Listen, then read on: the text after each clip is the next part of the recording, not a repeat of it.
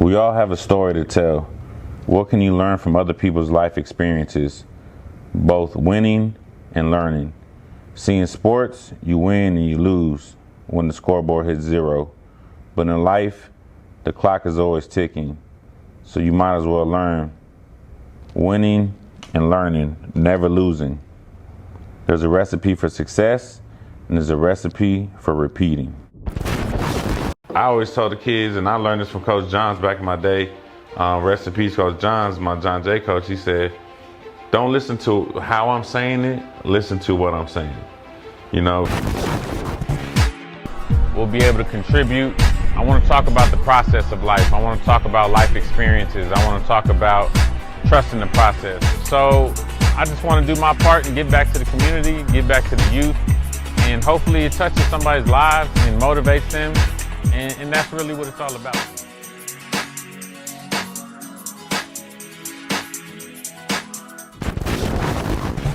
What's up, guys? Welcome back to Chalk Talk, the open playbook of life. We are on episode 6.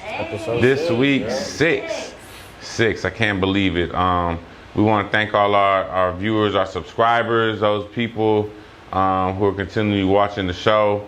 We just want to thank you guys for subscribing and liking. Leave some comments that'll help us. We also want to thank our sponsor again, Alternative Solar, for allowing us to use the facility and just giving us this platform, an opportunity to give back to people. So don't forget to like, subscribe, share it, and provide some feedback. You know, we really want to do this. If there's a topic that you guys really want us to touch on and hit on as we're bringing on our guests and we're talking about their stories, you know, please let us know. We can definitely do that. So to my right, your left is Coach Serta. How you doing, Coach? Coach. To my left, welcome back, sir. I appreciate it. Thank welcome you. back. I mean, we had our greatest viewing of showings and likes and subscribes when you were so happy for the show that it's just growing beyond me. That was, you know what I'm saying? That's the way to be selfless, you know what I'm saying? So how was the little getaway with the fam, the anniversary? It was good, man. We just sat back on the beach. More jellyfish than I've probably ever seen in my life, but hey man, just chilling on the beach. It's probably because of COVID. Maybe. Yeah, COVID. Everything's COVID.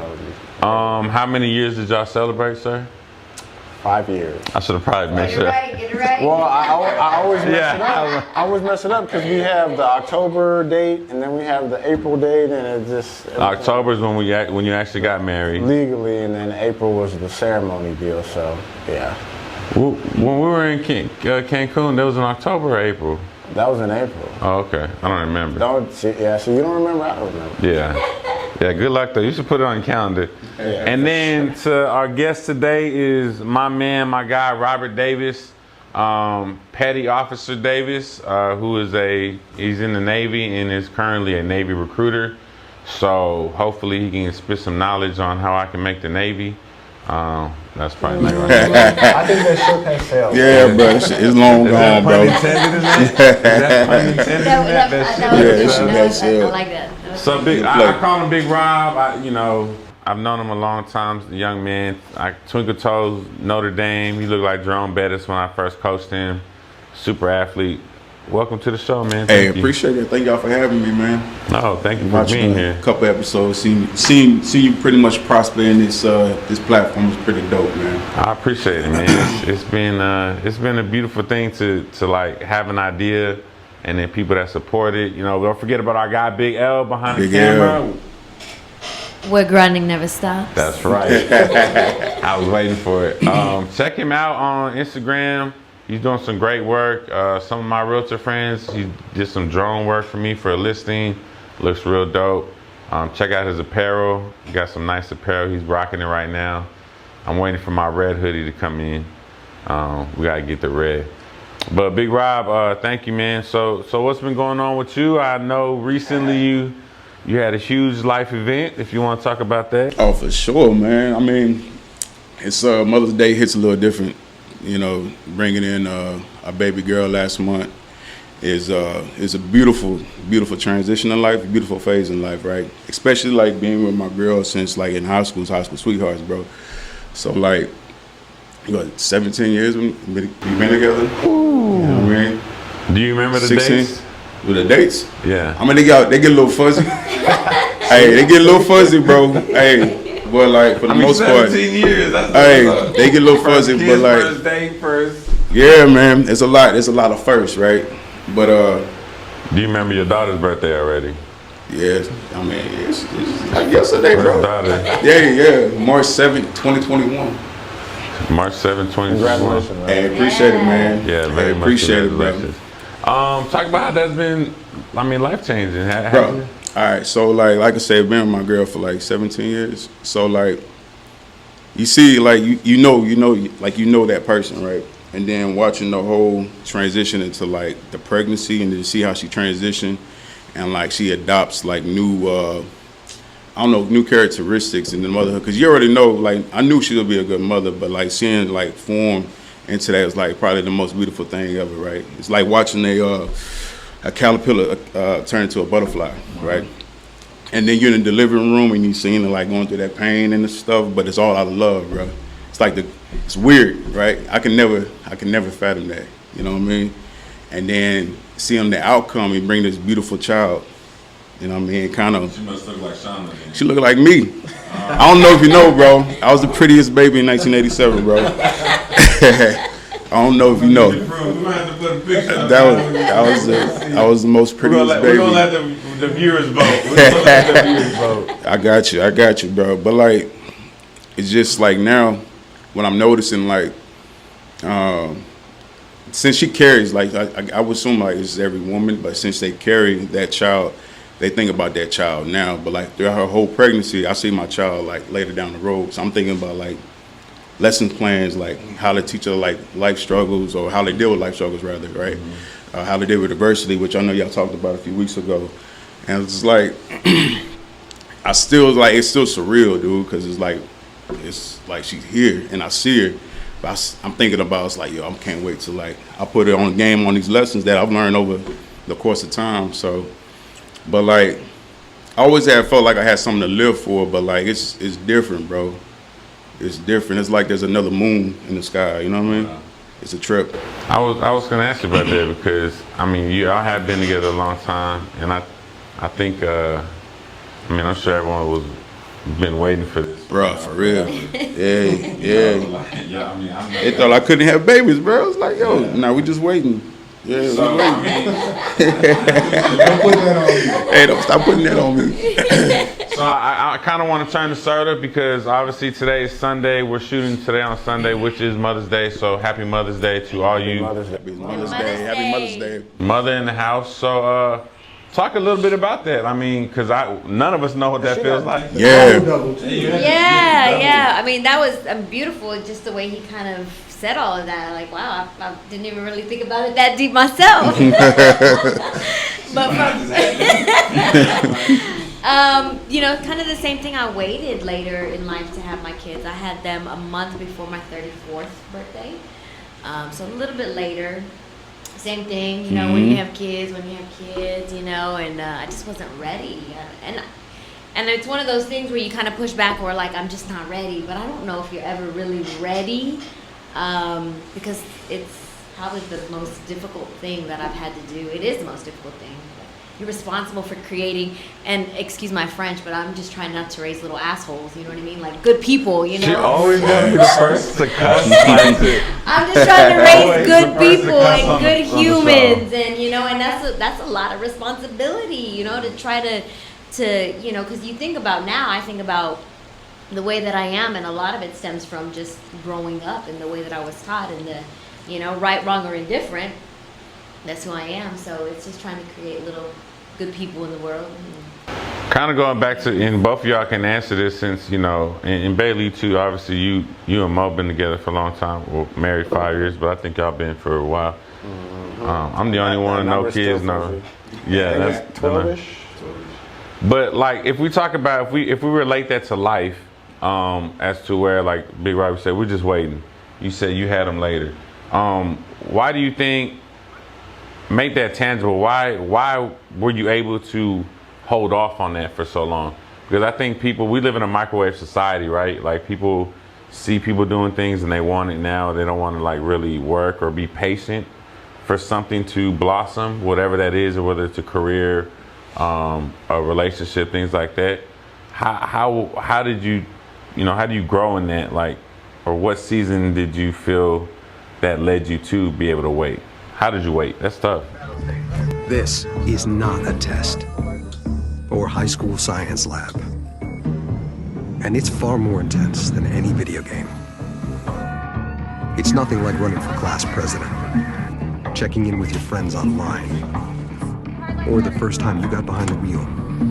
Out here, it's not where the sea takes you, but who it makes you. Get up to a $40,000 bonus when you start today.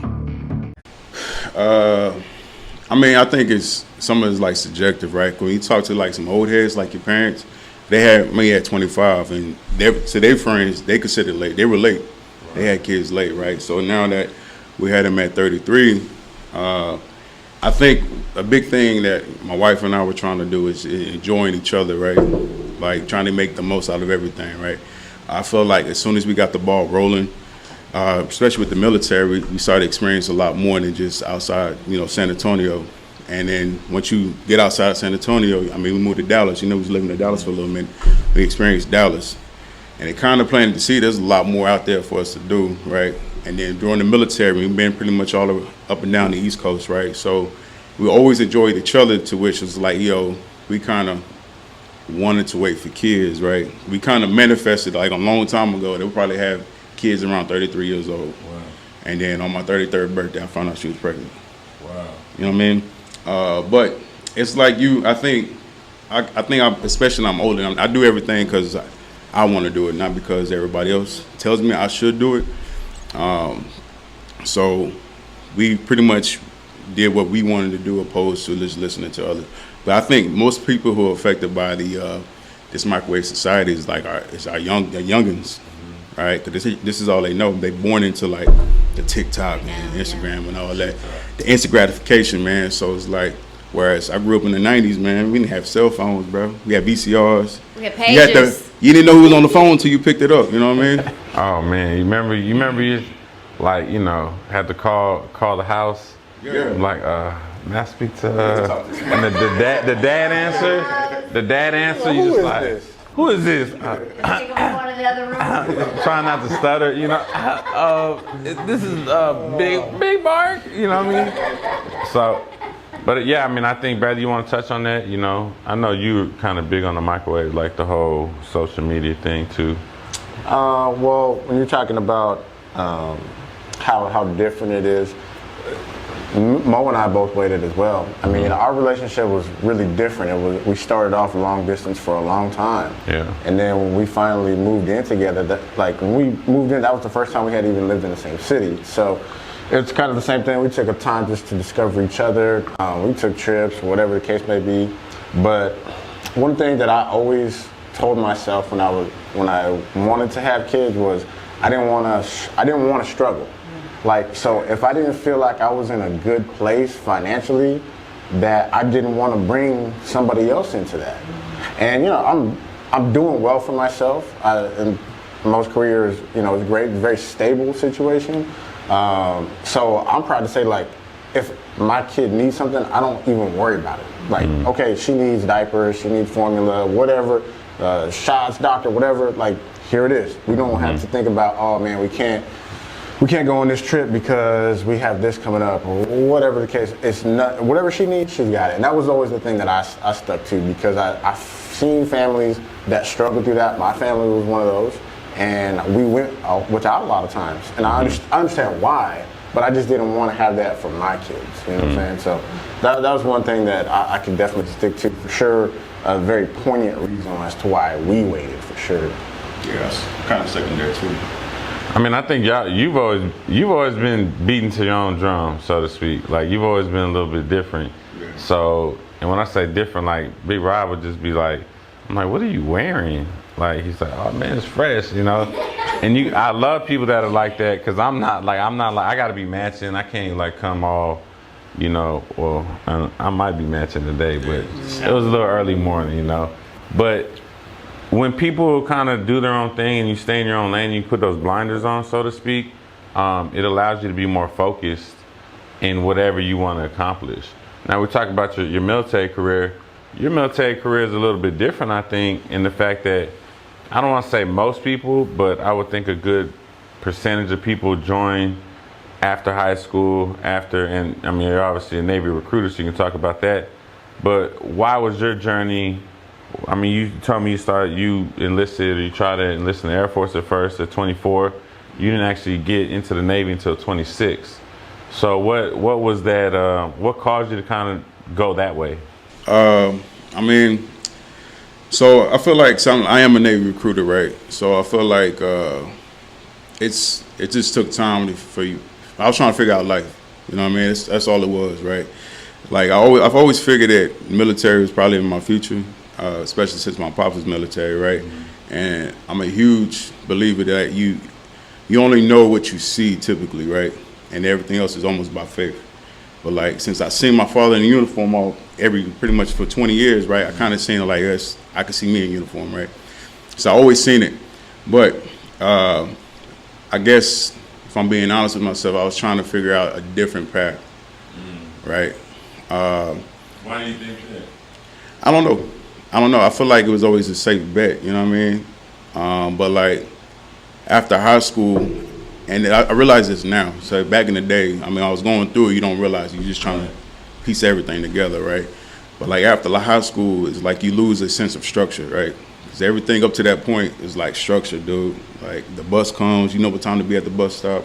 You know what time to get on that bus. You know what time when that bus stops. You know you're going to school. When the bell rings, there's all these like trigger points that you know what you should and should not go to, right? And then after high school, it kind of that shit falls by the wayside, bro. You kind of figure out by yourself, like, I got bills now, dude. You know what I mean? So I still got this football dream. I'm playing football, doing Duville, right? I'm trying to balance that. But I always wanted more for myself, right? So, like, they just got to the point, man, I was living in Dallas working, like, 2.5 jobs. I was working Costco in the morning. I worked at a CrossFit gym for free membership, essentially. And then at night, I was working at FedEx, bro. And I was working at least 3 months straight without a day off, right? And then it just got to a point where I was thinking, it was like, I couldn't remember how I got to work. Because, like, I was just so mentally exhausted, man. You know what I mean? It's crazy, man. It's like you drive with your self-conscious and you're not even conscious of it. It's wild, bro. It's the craziest feeling. But during that same phase, man, I was like, kind of like what Bailey was talking about. Like, if I had a child right now, my child would never see me. We would be struggling, trying to put food on the table. And I knew the military kind of just, you know, because my pops kind of supports you with the benefits, surprise that structure, bro, what you need. And I needed that void to be fulfilled. So I joined at 26, man, and I think joining at 26 gave me a whole lot of perspective because all the stuff that we do that is hard to some, it's not hard to me because I got beat up by life just trying to figure this shit out, right? So I was kind of battle tested and battle hardened coming in. So a lot of stuff do not faze me. What opposed to these youngest, it's growing pains, right? It's challenges, more challenging for them, and it's new to them because it's their first time, you know, leaving the nest. Would you say that, and I've heard this, you know, my dad was a Marine, brother Marine, got a lot of military, that boot camp and stuff is more mental than physical? I would say the Navy boot camp is definitely more mental than physical. Why? Everything is physical. Well, for one, it's just we don't do a lot of combat training in boot camp. Combat training set aside for those particular jobs that we don't handle combat, right? So everything about the Navy boot camp is about honor, courage, and commitment, and setting the understanding the history and tradition of Navy. There's a lot of classroom instruction, right? Of course, you're going to do like your trade trainings, like everybody's a firefighter in the Navy, right? You're going to do the gas chamber. You're going to do all this other stuff, yeah. But it's more mental because that's literally for these 18-year-olds and 19-year-olds. It's the first time they ever been on the plane. It's their first time leaving Texas or whatever it may be. So they're dealing with that. Probably the first time being yelled at. Yeah, I mean, I feel like I've been yelled at my whole life. You know what I mean? You yelled at me. You was a coach. You was my coach. You know what I mean? So it's like, I was just, yeah, you make sure you edit that out, bro. But I feel like that's just a small part of it. And then like, I think sometimes this may hinder me, but like what's already expected, I don't trip on. Like if I'm expected to be yelled at if I do shit right or wrong. I mean, I've been yelled at before. What's the worst that could happen, right? So just kind of going into it with expecting the worst. I mean, it's kind of like I'm already expecting the worst. Why stress over certain things? Joining and there's a bunch of younger people, were you automatically kind of a leader? Hey, you'll be surprised, man. I wasn't even the oldest one in my division, bro. Wow. There was like probably 10 of us the same age, man, going there, and they had this one 35-year-old, and there was a 29-year-old. I think it was the same thing, man. But like, it's dope that just like any other team, I mean, we all play sports, right? Like, you in the trenches together, right? So you kind of forge like this dope bond is like that's like no other, right? And then it's almost an accountability partner or a system that you benefit from, right? So I would say the same characteristics and that same framework as like playing football, basketball, track, whatever it may be. It's in the military, man, because you're not doing it all by yourself. You know what I mean? I'm not the only one driving the boat. You know what I mean? It takes people to make sure that boat stays powered. And man, it's a lot of things that go into it. What was there like a point in basic that you were? I mean, were you ever like really physically drained mentally? I mean, mentally drained? Not at all, man. I think I'm different. I'm not saying I'm different like as a flex. I think it's just like I feel like you're there for a reason, right? So, and I feel like you got to that point for a reason, and then whatever you draw up in your mind as the worst, everything that you put in your mind you will never hit that pretty much that standard. I think y'all said it a couple of episodes ago, right? Like 80% things that we think in our head is like Don't even happen. Yeah, it don't even happen. So it's just like that, right? And I honestly abide by that. It's just how our brains work. A lot of people out there that are going through something, and whether it's a breakup, a death in the family, something like that. Like we don't ever realize like we've made it through everything in life up to the point that we're at. Like for us to be here right now, like the worst that has ever happened to us, like we've literally overcome it. And I think if people would take a look at the things that they do have, the things that they have accomplished, instead of thinking about the things you don't have or the pain, so to speak, you can have a better perspective of life. Because it's like, I mean, if you think about it, like I just think about, like your middle school girlfriend, right? I think we talked about that. When she breaks up with you, I would say her name, but I know she's on my Facebook. Missed out. She missed out, exactly. But like you think about when you're heartbroken, it's like I can't ever think about another girl. I love her. Like, oh my God, this hurts so much. And then like time passes, and they say time heals all wounds, right? And so, and then it's like you move on, and you're like, dang, I never thought I could get past that, right? And I think we need to do a better job of that as human beings. Is realizing everything that God does put in front of us, we are going to get through it. He either takes you to it, and then he takes you through it. You know what I mean? And so, talk about a little bit about what you're doing as far as on the recruiting side. All right, so it's been like an interesting role, right? Like you said, I kind of always been like march to my own drum beat, right? Yeah. So like it's kind of it's another phase that I realized when I got here that's like I'm more of a mentor, right? I've always been kind of like internal, like in my thoughts and stuff, and try to figure and it makes sense, make life make sense to me the way, and try to. It's weird, man. It's a puzzle, right? And it's hard to explain that, but like seeing these youngins, right, that I kind of mentor and try to get them through that next phase, which is most of them high school, right? So the next phase after high school has been pretty dope, right? And it's an interesting role, and it's a fun role. It's rewarding, right? When you see somebody like come up from like a not so good household, and then a year later, like they living in Japan, right, doing Japan stuff with like a grown adult job, like a nuclear engineer or something like that, right? And just seeing that, it's like it's the most rewarding, and it's kind of like you look for the next one that you kind of want to mentor, right? But at the same time, it makes you want to be a mentee to somebody, right? Because it's always something that you're missing out on, right? You can only see a corner of the picture when you got a mentee that kind of like, yo, the picture's bigger than what you're looking at, right? You're looking at a pixelated portion of it. If you back up, you can see the whole thing, right?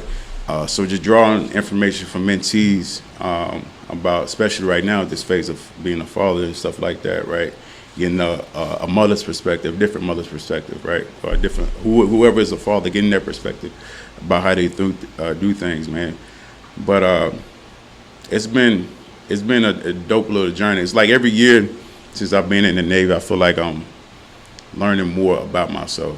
Like something I'm able to like pinpoint the change. You know what I mean? It's definitely different, man. As opposed to like before I came in, I was just running aimlessly and trying to piece everything together. Not too bad. I mean, Yeah. But like you see where you were and then where you are now. He's like, yo, okay. I think you said something good that, even though you're in a mentor role, that you still seek mentees. Who are some of the people that you look to for that, maybe in the military or outside? So I got my supervisor, my chief. She's definitely one. She kind of fills me in. She keeps me. She's my peripheral, especially in the Navy realm. Because a lot of things I kind of, not necessarily tunnel vision. I'm tackling the thing that's in front of me, right, and then put things by the wayside. But she keeps my peripherals, right. I got another one, Mr. Cope. Explain that. I like that. What? She's your peripherals? Yeah, so things like you see, right, but you don't. That's not your focus point. Your focal point at the time, right. But whatever is on the right here in your peripheral, you need to handle that as well at the same time, right. She's definitely been instrumental in at least on this Navy career at this point, right. I got one of my first lieutenants I ever met when I got to my first boat, Mr. Cope. Just talking to him back in the day, put a lot of things in perspective, man. Kind of like, go back to school. You know what I mean? I'm in school right now, and try to cybersecurity, bro. Yeah, and this shit's kicking my ass right now, dude. But putting things into perspective about like the Navy is the Navy, but there's a lot of things you could do and benefit from the Navy, right? So my whole goal now is just to finish school and convert over to an officer, man, and get that leadership, not quality, but that pretty much the leadership experience to put on a resume, man. But it's just people in general, man. It's just like just random walk-bys that you just happen to talk to, man, and to kind of always change your perspective on things, right? Or sharpen, like iron sharpens iron. Like having a conversation with somebody that you typically don't agree with, but you understand their perspective, helps you play kind of devil's advocate, and you meet in the middle, or you take what you want to take out of it, right? So there's a lot. That label of the officer is it just a goal in itself to have that label, so to speak? Or is it like an accomplishment? I mean that's an accomplishment, right? But like that's kind of like for your work. Yes and no. I don't necessarily I'm chasing the label. I think I'm chasing more so as a challenge. Yeah, the security. Yeah, the security that comes with it. I mean, money is one thing, right? But like to say that you were a Navy officer and you led X amount of sailors to the completion of a mission, it's pretty dope, man. You know what I mean? I wouldn't say I'm necessarily chasing the label. But I think, and I know you're not, I just say it because I think a lot of people are chasing labels, chasing titles, chasing... you can say degrees go in there too. Yeah, greed, the kids... Degrees, clout, like degrees. Oh, degrees. Yeah. What do you mean, like actual degrees? Yeah, I think, so I'm weird, bro. So I think... Let's hear it. All right. So I think college is a money grab, for sure. I don't think you have to go to college for any and everything, bro. Right. I think if anything, trade school is the way to go. Okay. It's more set in stone, and it's something that you can take with you. Right. Mm-hmm. It doesn't make sense that you go to school for psychology, get your bachelor's, and you're $100,000 in debt, and by the time you pay it off, you're gonna go in debt again for your child, right? So, and then there's nothing you can really do with that bachelor's. And so it's highly competitive to where you got to get your doctors and experience, but they're not hiring for experience. It's a weird dichotomy, man. And since I've been in the military, it's like Dichotomy, that's a big word. I've been in the military. You gaining on this experience like for free, and then I've seen people get out and do the exact same thing that they Just in. life experiences by traveling. It's not being in different situations. Well, experience in the trade or experience just in general. Like our nuclear engineers can This get guy out. sounds like a Navy recruiter. You're I like, definitely am, bro. don't go to college, kids. Hey, man. Come holler at But me. there's so much it's truth not- to it's that. not- it's not So for much everybody. truth. It's not for Not everybody. everybody. I think, like, of course, doctors, engineers, there's certain things for sure go to school. Absolutely. Yeah, but it's like, I mean, No, I used to tell my students all the time, and I would kind of get in trouble. I'm like, because the parents were like, "Did you tell my kid not to go to college?" I'm like, absolutely did not tell him not to go to college. But And what? I did. I did. He's a little shit. He ain't gonna make it. Nobody fails my history class. He failed my history class. I'm sorry, man. He's not going to he's not gonna go to college. He'll find a trade. Some of my students watching, I know who y'all are. Shoot, can't even finish so daggone homework. But back to that, I always just say, college, military, trade school, plumber, electrician, right? Like you say, become an entrepreneur, or go get a 9-to-5, and a regular job, and go try to work your way up. Like those are your options, you know. But like I told him, you want to be an entrepreneur, but your habits right now, your habits now at a young age are forming who you become as an adult, right? And people can change, absolutely, but it's harder to get out of those habits. I mean, we all have habits that we now as adults maybe wish we never started. Hi, I'm Eric with Alternative Solar, and I'm excited to announce our new Texas giveaway. So here's how it works. For the next 100 homeowners who join our solar family in the next 2 months and bring one referral with them that joins, will be entered into our raffle. Now what's the giveaway? A brand new Tesla. Yes, I said that correct. A brand new Tesla. I'm sure you're wondering, well, what's the catch? Well, the catch is we have to guarantee you and your referral long-term savings. And to show you how confident we are that we can, as well as make the deal worth it, we are willing to pay you $100 for getting a quote if we can't save you money. So why not take a chance to win a brand new Tesla, save money, and do it all for $0 down? Click on the link below to get a free quote. Do it the right way, do it better, go with the alternative.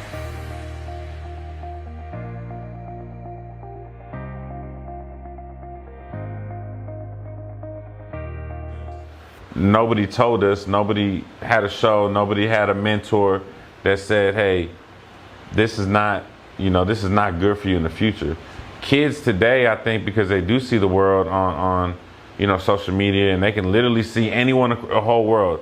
I used to lose my mind with my kids. They're like, oh, coach, I'm talking to this girl. I'm like, where's she at? Oh, she goes to like 4 schools over or something. I'm like, how do you know this? How do you even know this person? Like, oh, Instagram, coach. Like, she double tapped my photo and we started talking. And I'm like, bro, I wish I had an opportunity to date outside Sam Rayburn Middle School, you know? But they live in this world where they literally can see everything. And that's a good thing and a bad thing, because it's like, that should open their mind to see a different world. And this is for people in general, not just young people. Use it for your advantage, maybe for motivation, maybe to drive you. But when you compare yourself to people, that's where I get the problem with social media. Is like, we always talk about comparing and stuff. So, Bailey, got anything you want to contribute to the show this week? Back or to what? take a vacation again? Okay. No, I was gonna say that's what LeBron was talking about. We got the most information and the most distractions, like, but you can pick and choose what is going to be beneficial to you. You know what I'm saying? And another thing that Bob was talking about was, you keep saying he beat, Marshall his own drum, but I still think that ultimately you crave that structure, no matter what. Like, no matter what you want to do, how different you want to be, if you want to be an artist, film producer, whatever the case may be. There's a lot of people that are going to sit up there and be like, oh man, that's not going to make you no money, whatever. But as long as you keep chasing that dream, eventually it's going to make room for you, right? But you still need a structure system. And a lot of people don't realize that. Process. Like, I learned that I guess I'm still a young adult, but I did realize, man, like when I came out of football, I was like, dude, this is completely different. Like that's why I always wanted to play semi-pro, whatever, because I still crave that part of my life. You know what I'm saying? So no matter what you want to pursue, you still need structure. Absolutely. Regardless. I used to tell, kids, people crave discipline. Discipline. People crave it. People act like they hate it. They hate to be told what to do, but somebody's telling them what to do. Yeah. At some point, whether it's literally a job, a life, like if it's a relationship, the wife, the husband's telling you, like there is, like you said, there's some structure in anything and everything you do. I mean, just driving here, right? There's structure. Like there's lights. Like whether you believe it or not, you're following society, right? Like you're being a good citizen. You have to be a good citizen. You can't go out shooting people, going out doing things like that, or else you got to, obviously pay the consequence. So you are following a system, a structure. Who doesn't? I mean, how many times do you like look at lights? Have you ever been at a light and it's just like doesn't turn and just stays red forever? And you're like, what's up with this? Like, there's no other cars. Like, I'm about to run this light, right? But in like your mind, you're like, I can't run this red light because then I might get a ticket.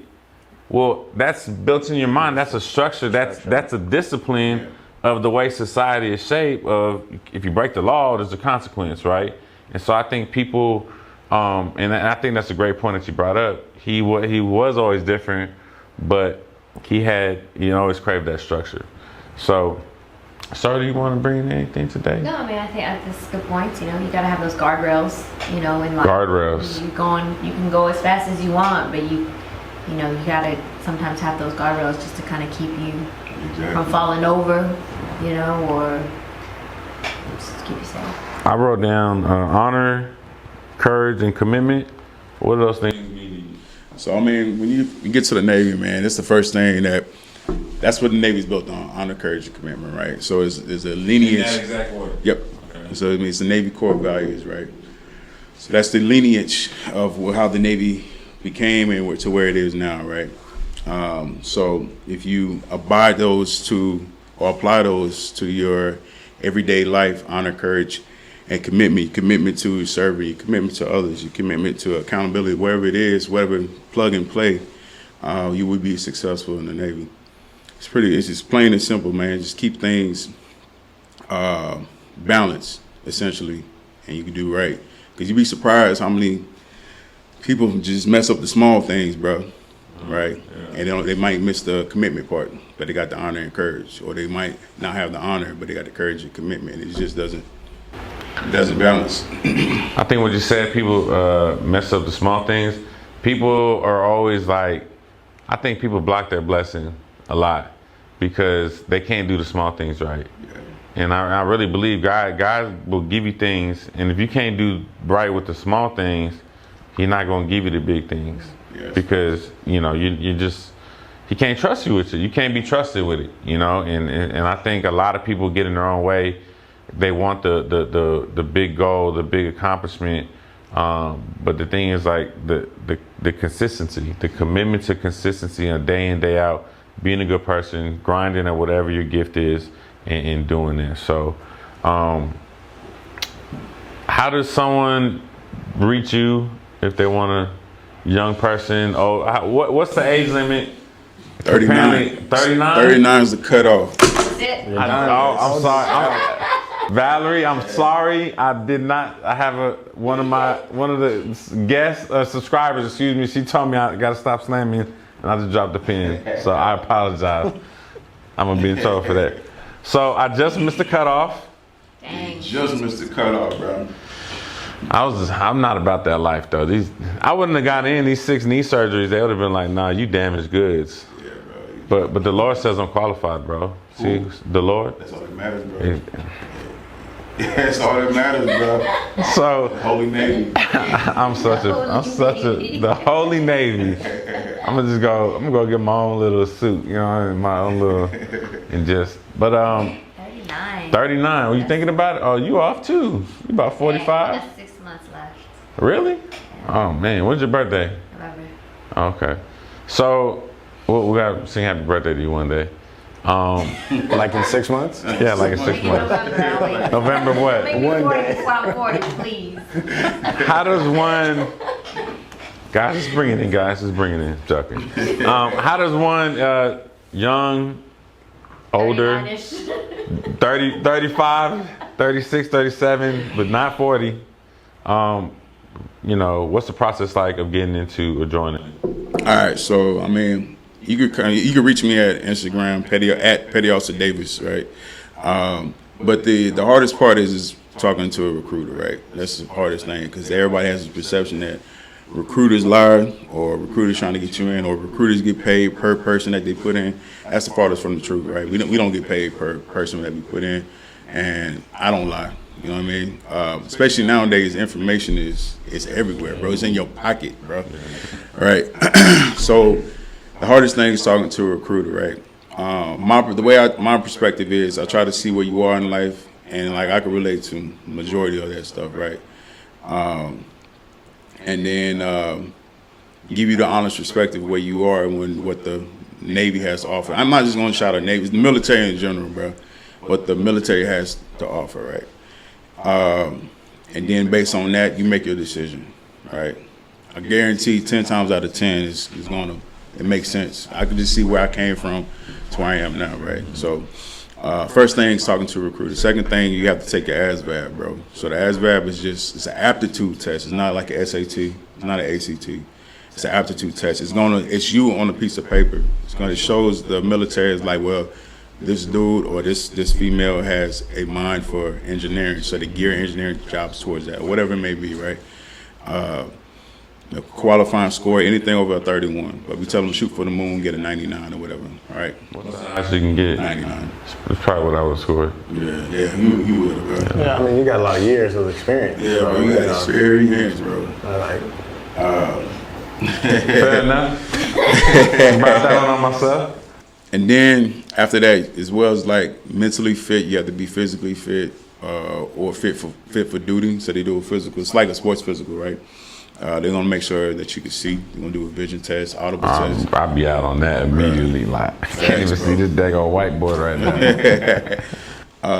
They're gonna check your joints and all this crazy stuff, man, to make sure you're good. And then after that, you pretty much on that same day you'll pick a job and you swear in and you just waiting for your ship date. It's a simple process, man. You just gotta trust the process and have a reason. You gotta have a reason, man. You gotta have a reason. So, but yeah. Do you ever sway kids away? Sway? Sway? Like get it like, hey, this is not for you. Yeah. I think it's a good fit for everybody. Really? Okay. I think There's so many jobs. yeah. like you said, like you're gonna be at that place for a reason, right? So if you walk in that door, there's a reason why you're there, and he can make it make sense for you. What's like? I mean, we all have a story, right? I always say we all have a story. What is kind of like the most common story you get the young people that join? What you mean? Like, Well, like, what's up background? They're trying to Like what? Like what? My mom, my dad made me do it, or It's really that. 'Cause sometimes it's like the parents are against it because they never experienced like a military family, right? The most common reason why they join, to get out of San Antonio. Really? Yeah, it's a lot. It's a lot of that. I love San Antonio, man. Like, I was that way too, man. I was trying to get out when I used to graduated, leave bro. here. you always wanted to be out. Yeah, Like, I was trying to get out, you bro. always wanted to how'd be you come out. back? Hey, the wife wanted to have a family. And she wanted the house. Hey, it's still home, you know. But I had to fly away. But you were the tree always gonna be here. wanted to be somewhere else. I mean, I used to live in Louisiana, man. So you see, it's more San Antonio. Like it's different now, right? It's different when financially we're a lot better, right? And we support our own, but like. You have a beautiful home, by the way. Hey, I appreciate. I had a dope relative, man. Hey,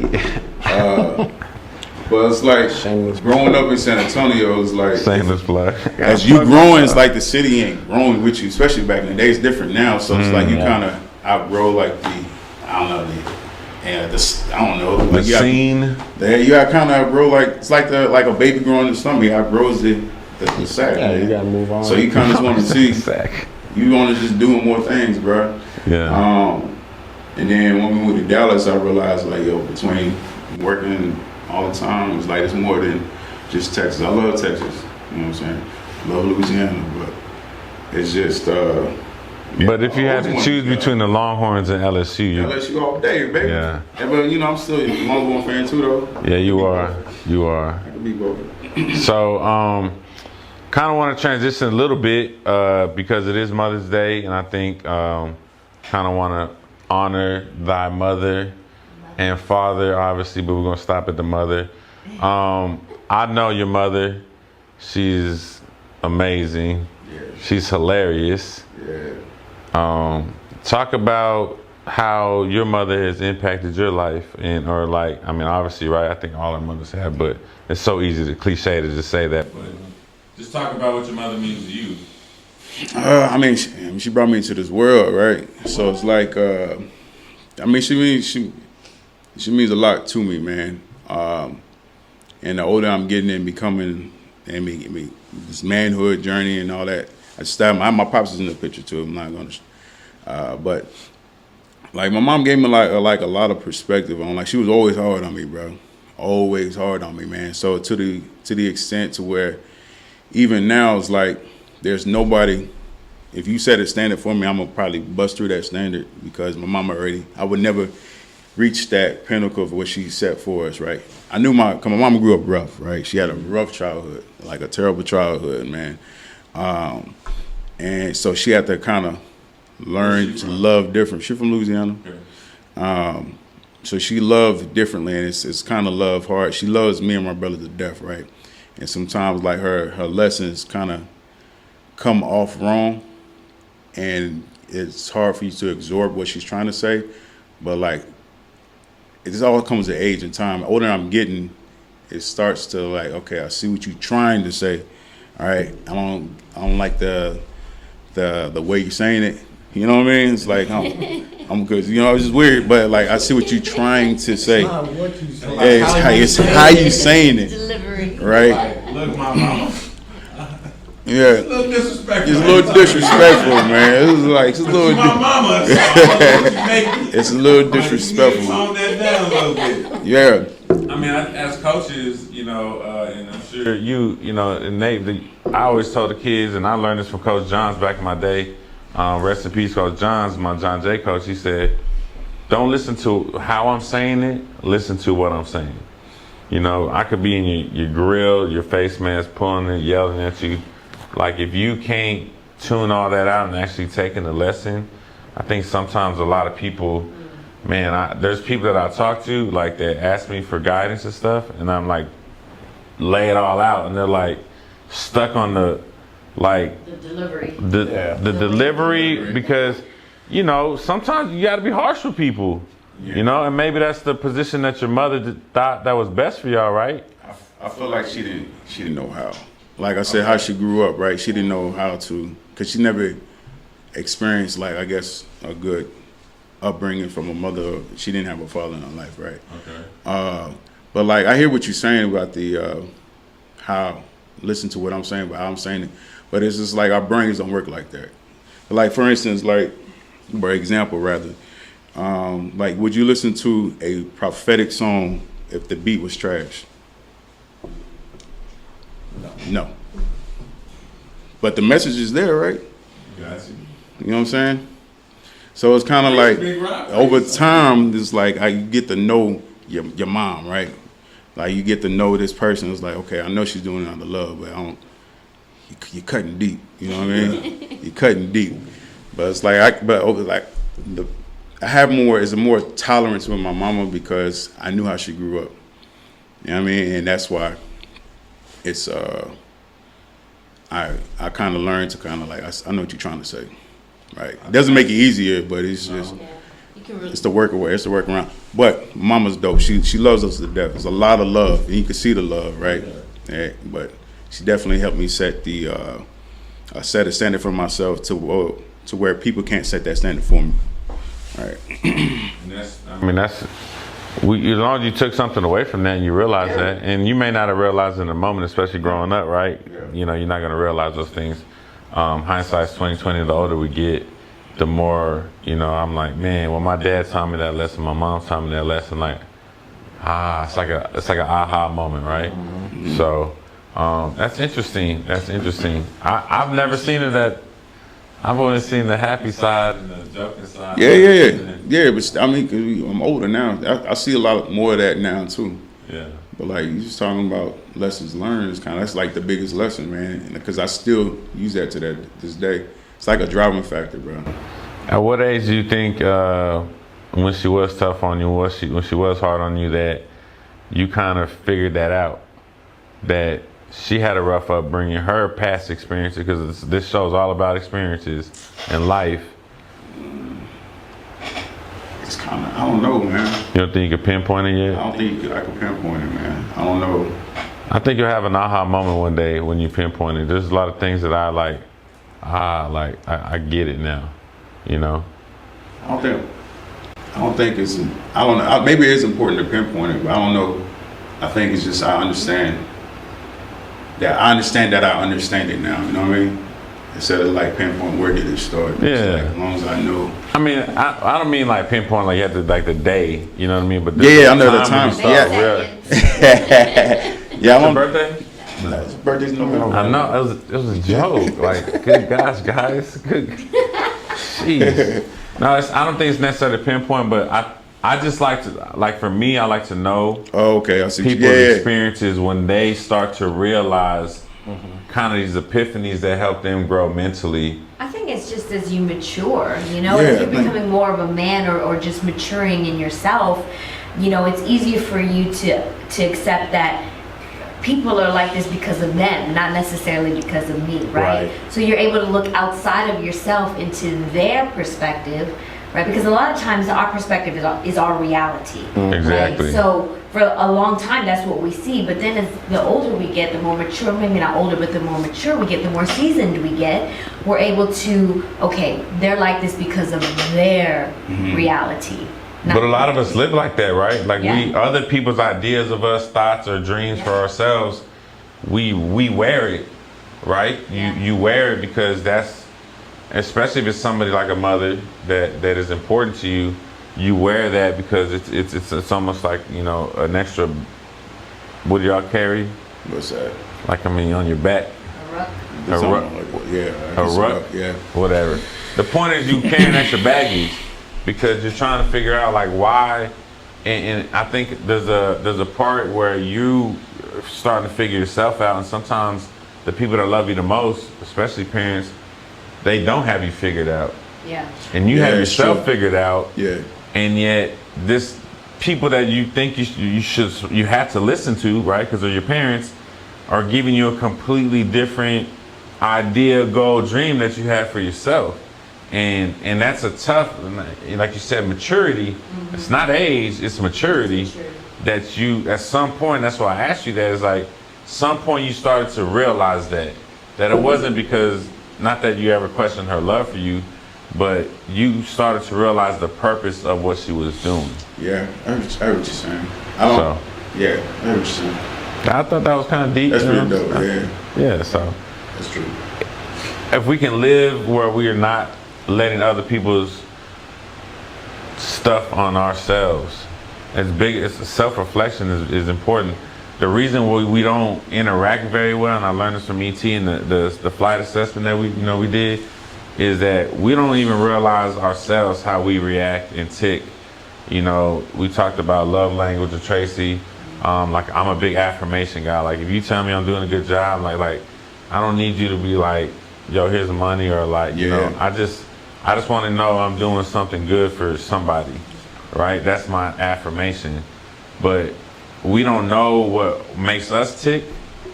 And then when we have a relationship with, you know, either a friendship, a working relationship, a coworker, husband, wife, because we don't know how we tick, they don't know how they tick, and then we just keep bumping heads because we don't know how you respond, or how their love language is, or how they're saying something is not how you want to take it, or not how you want to hear it, because that's not your love language. That's not how you take it. Exactly. Yeah. And so self-assessment is so big, because you got to know how you tick, and then especially the people that are important to you in your life, you got to know how they tick.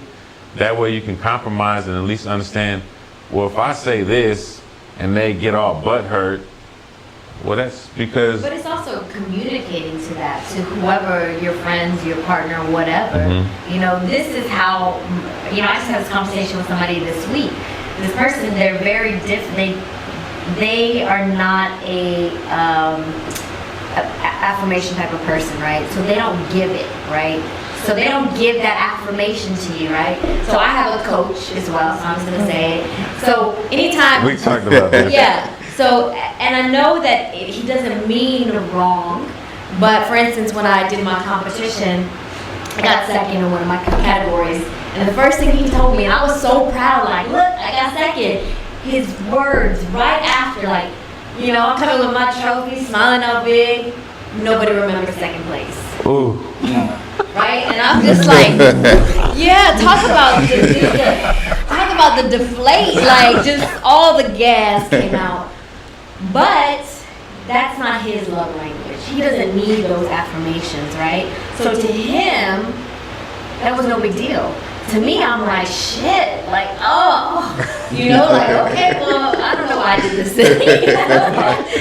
But to communicate that, you know, being mature enough to know what your love language is, or to know what you need out of whatever, and then being mature enough to communicate that to people and understand them, you know, or other people's, you know. So I think a lot of it just boils down to just growing into yourself, growing into your mindset, just, yeah. So. I love that. I mean, the communication part is just so big in it. Like, we just don't communicate.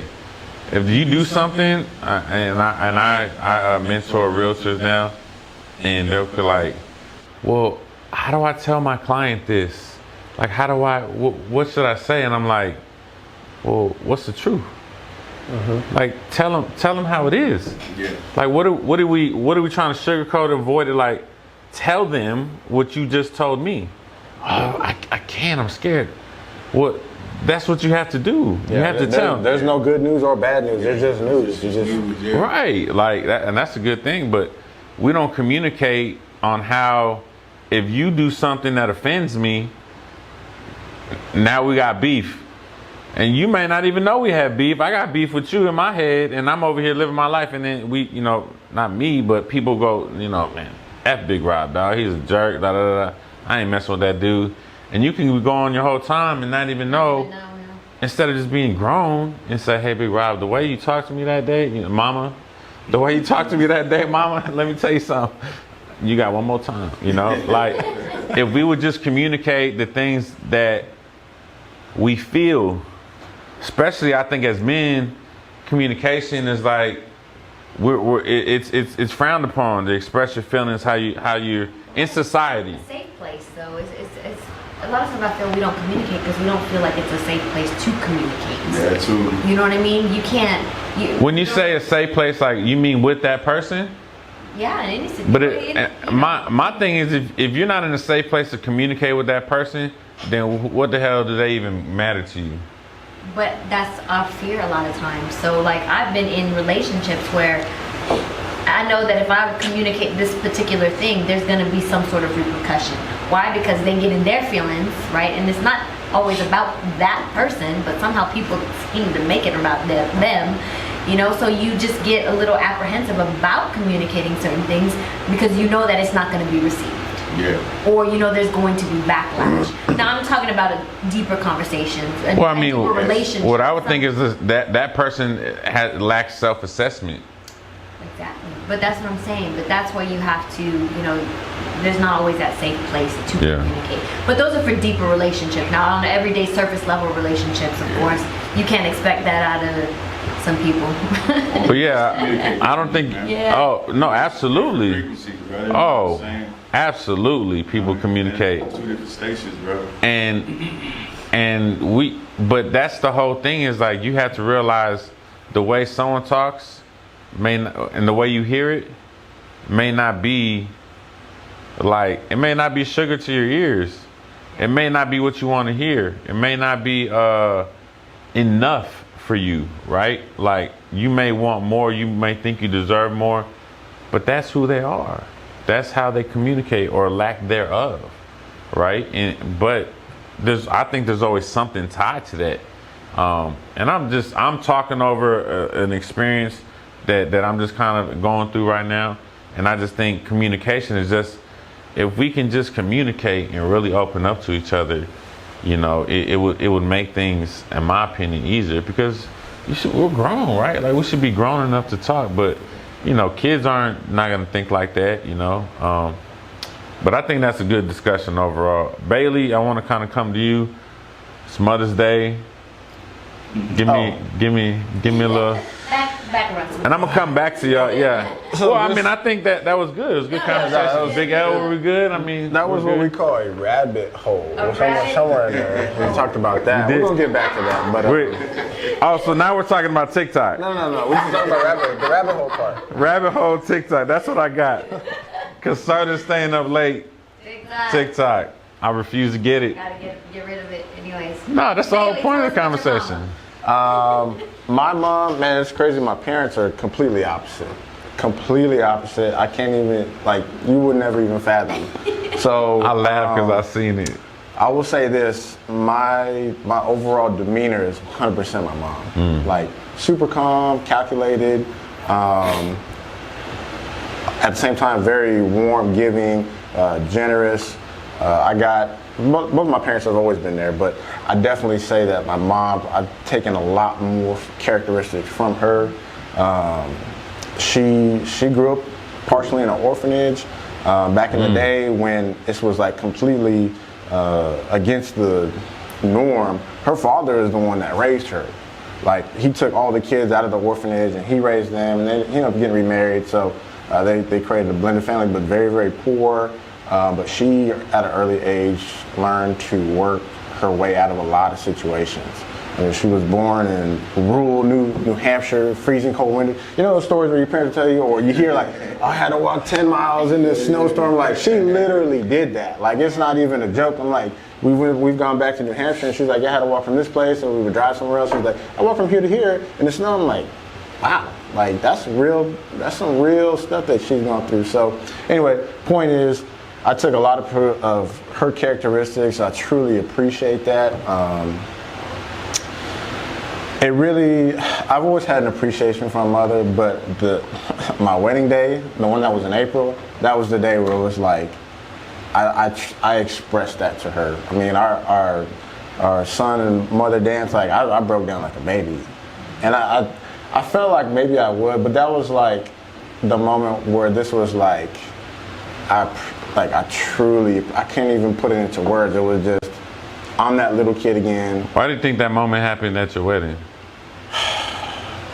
Because my mother and I are very much the same. We are very internal. So, we'll tell each other we love each other, but it's not a overly affectionate relationship. And that's fine for me. That's who I am. I'm not going to try to necessarily step outside my zone, but I think for both of us that was a very culminating point. I appreciate you as a son. I appreciate her obviously as a mother, everything she's done for me, and this is time for me to grow beyond that. I'm starting my family, and speaking of mothers, Mo is the best mother that I could ever have wanted for my daughter.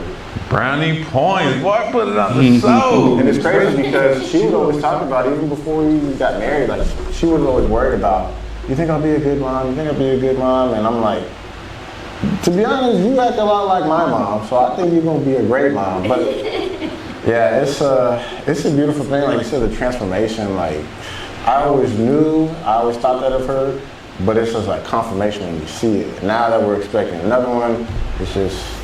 Wait, what? What? Breaking. This is breaking news. No, let's go down this rabbit hole. First off, how did it happen? So, let's not playing. But yeah. Was this on vacation? No.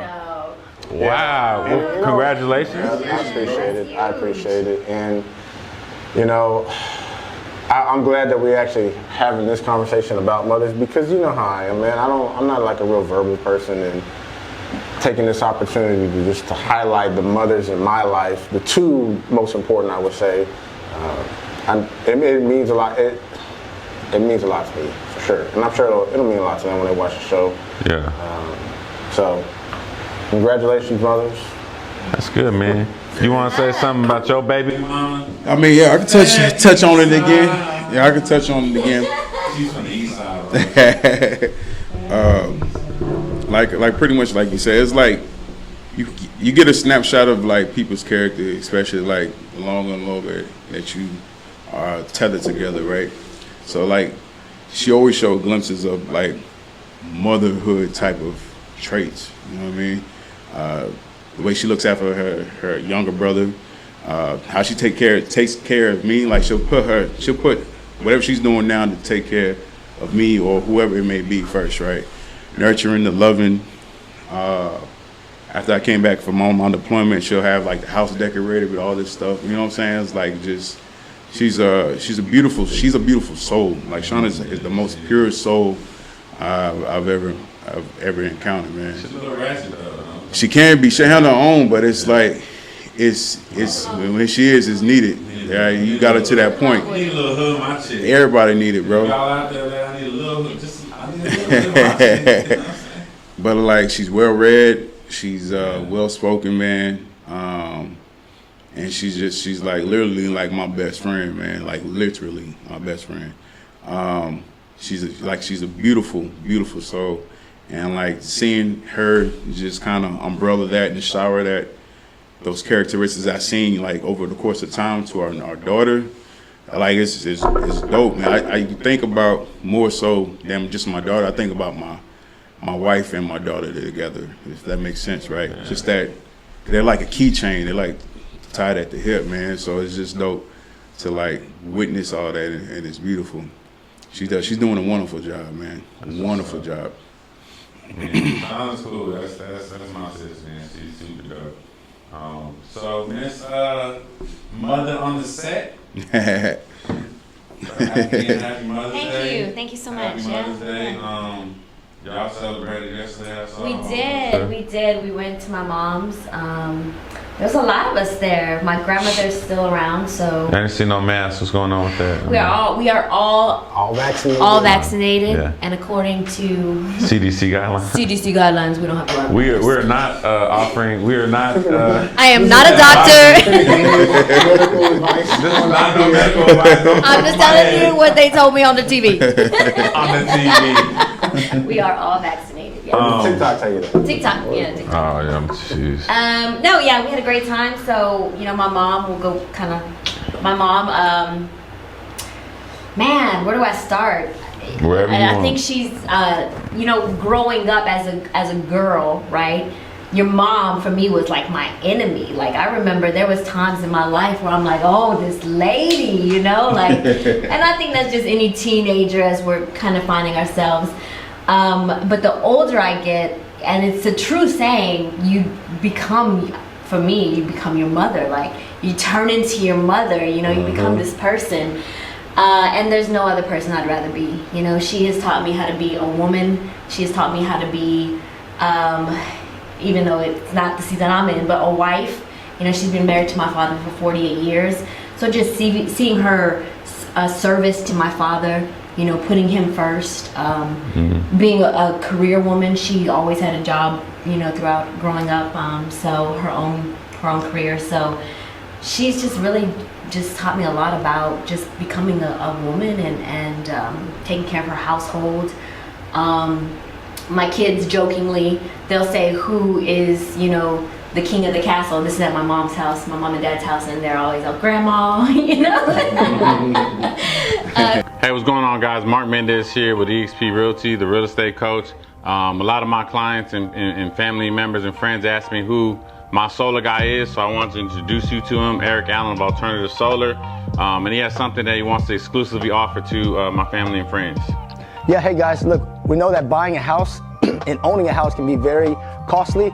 So what I'm doing strictly for just Mark's guys and Mark's people is what we're doing is we're taking care of your first year of utility bills by going solar. Not only that, we are a registered contractor. So everybody that goes solar through my company gets $2,500 in your pocket. Free estimate, free quote, guaranteed to save you money. Just let us know Mark sent you.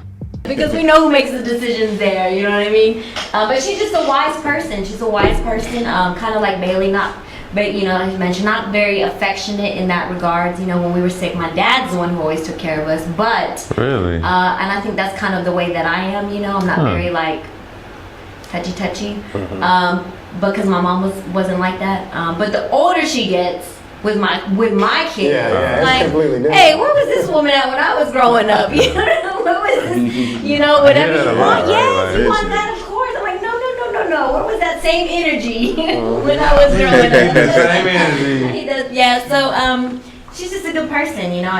Now she's probably my best friend. I talk to her every day, and we just have a different dynamic of a relationship as an adult. You know, it's cool. I can joke with her. I can say inappropriate things, you know, and her not get, you know me. Oh, yeah, we be at the gym and she I have no be- filter. My God, I'm like, did you just say that? Like, I did just say that. So we're friends now, you know. I mean, but there's still that dynamic where, you know, she still wants to say what she wants to say. But now I'm like, no, you know, Mom, I love you, but respectfully, that's what's up. respectfully, you know. So it's a good thing. I think it's good that y'all best friends now. We are best friends now. And she's a great grandmother. I see a lot of younger parents that are best friends now. Oh no. And that's That's part of the problem. No, That's no, the problem, we were yeah. not friends. Let's talk about it. What's up? No. That's the problem. I think Well, I that's tell There's my a kids time and that. I place. tell my kids that all the time. Yeah. You know, like, I'm not here to be your friend. You know what I mean? Like, I am not your Yeah. friend. You know, Be friends later. My kids are 5, and Yeah. they'll be like, "You're not my friend." That's good. I Great. don't want to be Yeah. your friend. Yeah. I have enough friends. First of all, Maximus don't care. Maximus has his own damn Maximo. friends. Maximo, sorry. Oh, I know, That kid my is- baby. that he, kid is he a beats space his cadet. own drum. He's just like, You want to talk about beating to his own drum? That I be seeing him Yeah. in the gym. I'm like, what's he doing? yeah, he's like, but you know what? That little boy's so smart. Really? He just says, like, he's intelligent, you know. It's scary. It's kind of scary. What you say, Talk about what it is for you to be a mother. Like, Man, motherhood is exciting. You learn a lot about yourself becoming a parent, you know, just your patience, the patience that you have. I think being a parent has made me a better person because I can tolerate things. I'm a little more patient because I have to be, you know. You have to be like, and I have to remind myself too, because I'm always on the go, and so I have to slow down for them, because when they're with me, they're riding, you know. Let's go, we're moving, you know. And so I have to remind myself that, you know, They're little people. They're little people. You know, I have to be a little more patient with them. But you know, my kids are very self-sufficient. I don't baby them at all.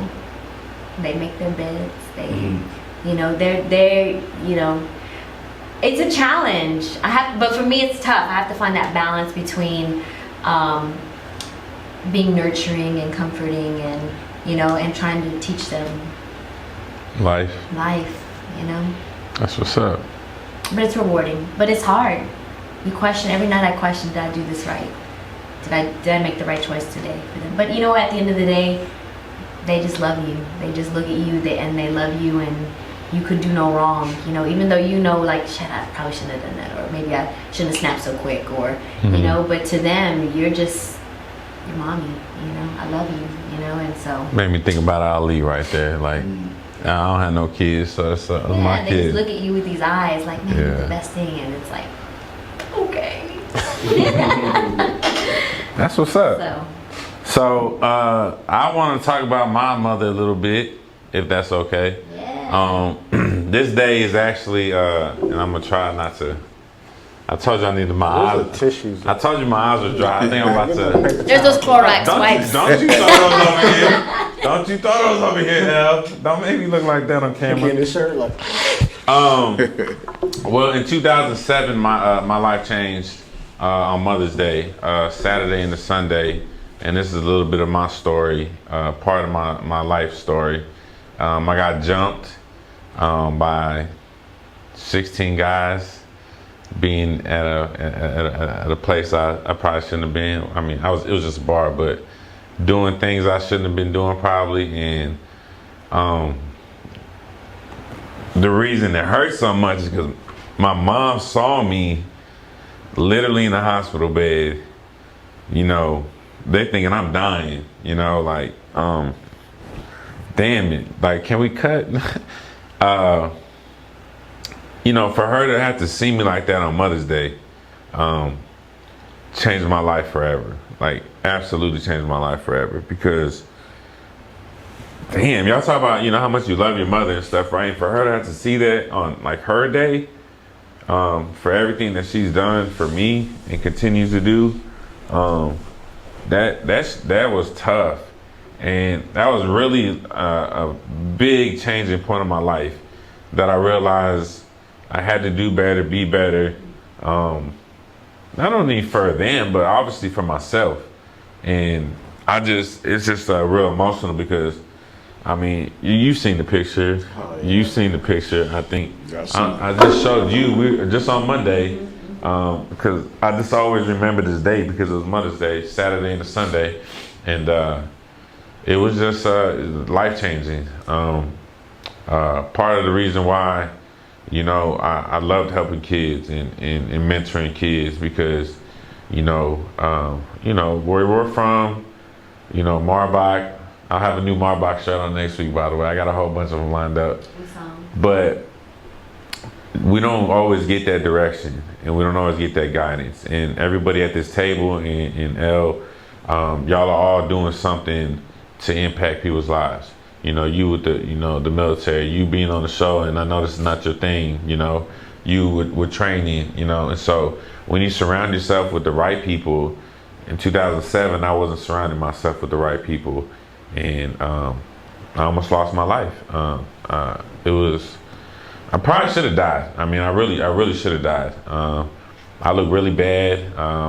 Apparently they were ready to shoot me, but, you know, they heard sirens. And so, I mean, I was bad. I had, you know, blood clot in my face, broken nose. I ate like out of a straw for like 2 weeks because all the cuts, and my teeth were so sensitive. I didn't lose no teeth though. And look how pretty I am today. You know what I'm saying? I got this one scar, which I'm glad that I have a scar because I you know, see it every day on my face, and sometimes you have to relive your past. And really, just even talking about this, kind of like motivates me to like grind harder and do better, and so my mother is just always supported me, almost too much sometimes. You laugh, y'all know my mom, man. Like, but I have a fallback with my family and my parents all the time. They just support me, and I think that's, you know, to balance, because, and I've told them this before, it's like y'all were too supportive, if that makes sense, you know, because I think if you feel like you can't fall on your face, like, we need to fall on our face sometimes. Figure it out, you know, when They ain't letting it happen. No, like they're always gonna have my back, and it's like, you know, it's enabling. I've done dumb financial things before, just like we all have, I'm sure. I bought a damn house in 2008 and foreclosure, trying to flip it. Wasn't even in real estate. Like, look, I'm the real estate coach now. And it was like 2008? Yeah. But they just always supported me, man. And my mother, especially, we're very, very similar, which is funny because you and your mom are similar, but you said you and your mom are different. Me and my mom are like, we're the same, like super emotional, super like affectionate, you know, loving. And my dad's the one that's like, boy, you crying on your podcast? You crying on your show? What the hell's wrong with you, you know? But I just want to give a huge shout out to my mom for always being there. I got her flowers yesterday just because I'm at HEB, so let me get these real quick. Since I'm here. It's out here. And I'm thinking It's gonna be crazy today anyways. Yeah, I did get a gift. I also want to give a shout out to my sister, who is a mother in her own right, all my aunts and everybody else, and just everybody, all you mothers out there, for sure. I think before we kind of wrap up, Big Rob, quick question. Do you like to read? Initially, no. As the older I'm getting, I'm definitely been trying to expand my palette. Okay. What are you reading right now? So right now I'm leaving the Frederick Douglass. Right. So it's a lot of audio, right? Since I feel like I have a hard time sitting still, right? So you listen to audible books? Audio, yeah. Do you think that's reading? I don't know how else you say it. What you say I'm listening to? You're getting information. You're getting information, that you didn't right? have. Thank you. Yeah. Ben Velarde, did you hear that? Oh, Big Ben. Hey, you always got something to say. Yeah, he does. Yeah, he does. Yeah, he does. I hope he sees this. But yeah, he gives me crap. I'm reading the book. He's probably one of the best like critics of the show. Like he always tell us like, hey, check this out, or when you do this or you say that. Like He did be watching. I appreciate that for sure. The reason I knew it wasn't on Spotify because he was messaging. Oh, yeah, us he in was the on group. it. Like, yo, Where's it at? I'm looking for it on Spotify. I'm like, L, what's going on over here? L? I'm like, I don't know why it's not on Spotify. I'm like, it's on YouTube. So, okay, so Frederick Douglass. Yeah, Frederick Douglass. I read the Four Agreements. My wife, she read that book like years ago, and I finally, I guess, listened to it. So it's say For Ben. For Ben. But like the Malcolm X, Rich Dad Poor Dad, Richest Man in Babylon. That's one I heard. Second time we've heard that. That- I didn't buy it. I That was just had the to listen to it. second, I guess, financial prosperity book I read after. Oh, Rich Dad. it's financial? Yeah, Okay. it puts things into like. But I think LaRon said it wasn't just like financial. It's not, but it is, It has right? it. It Okay. is. It definitely has an overtone of like some type of financial. Okay. But yeah, man, I'm just trying to feed my brain with different information. I've noticed I listen to a lot of music unless I'm working out, right? So there's a lot of podcasts, long form podcasts, and a lot of books that I'm pretty much gravitating to. Yeah. But yeah, I'm trying to. You don't be bumping in that Man, it's kind of hard to hear, that, bro. that beat that you got in there. It's kind of hard to hear. Yeah, because it's like. But yeah, man, I guess listen. Well, man, I want to thank you for coming on the show. I know you've always been an insightful guy. So, and then thank you for your service for sure. Thank you for the impact you're making on young people. Showing them a different way, a way that could help them and change generations of their own family. So we appreciate that, man. Appreciate it. Thank y'all for having me. Appreciate it. Oh, for sure. Do you have any parting words you want to say? Any shout outs or anything like that? Oh yeah, shout out to all the mothers. There you go. My mama, love you to death. My wife Shauna, love you. All my sister-in-laws, Christy, Cherie, Isha, and Mandy, happy Mother's Day. Sound like a DMX rap song, bro. It does, bro. It does. To my co-workers. I play too much. Co-workers, happy Mother's Day. Yeah, thank y'all. That's what's up.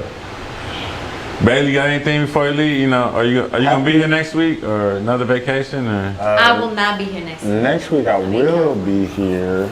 Well, we may not film next week, but actually we have to because we're only Anyway, side note. We'll talk about that offline. I will just say Happy Mother's Day to all the mothers that I know, and we'll leave. Just blanket it right there. There you go. Yeah, that'll work. Same, Happy Mother's Day to all the mothers with or without children. You don't have to have children to be a mother. So, Amen. So thank you. Yeah, so we again want to thank Robert, Petty Officer at work. They can get you on Instagram at Petty Officer Davis. At Petty Officer Davis. Petty Officer I like seeing him when they got new recruits. He shouts them out. It's good seeing young people and possibly up to 39-year-olds on there. Just not 40. Just not 40. But thank you guys for tuning in to Chalk Talk. Please share, like, subscribe. We're doing this to try to, get more people just some life advice and each experiences. So shout out to Alternative Solar, our sponsor. Y'all need to go like or check out their promo. They're giving away a Tesla.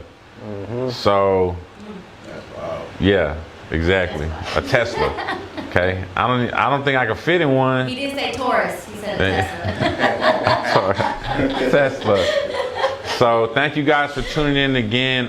Remember your gift plus your why is your purpose, and we'll see y'all next episode. What's up, guys? The real estate coach here, man. Just want to thank you guys for all the support. Chalk Talk, the open playbook of life. Please like and subscribe on the YouTube. Don't forget to hit the notification button so you can get updated on when we drop episodes. And also, if you're trying to catch up on the latest episodes, just go ahead and click right here and you'll see that. So again, we appreciate all the support. Leave some comments, anything that we can do to get better and provide you some topics for the show that'll help you. We're all about it. So remember, your gift plus your why equals your purpose.